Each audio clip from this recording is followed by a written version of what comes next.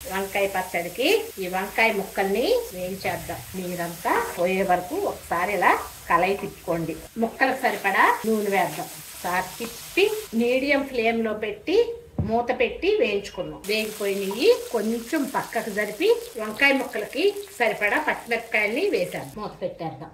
మగ్గిపోయినవి ఇంకా పచ్చడి నూనె వేసుకుందాం. వేయించిన పచ్చిమిరపకాయలు వేసేసుకుందాం. ఈ వంకాయ పచ్చడికి జీలకర్ర, పసుపు, తగినంత ఉప్పు, కొంచెం చింతపండు పులుసు వేసి నూరేద్దాం.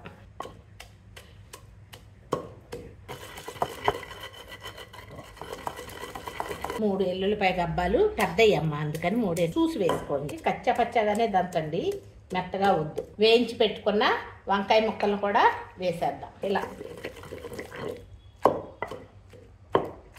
కచ్చా పచ్చగా నూరేద్దాం. పచ్చడిని ఒకసారి ఇలా కలపండి.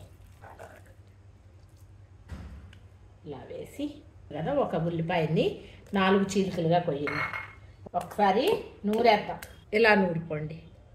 నూరుకొని ఈ పచ్చడి వేసేద్దాం. ఒకసారి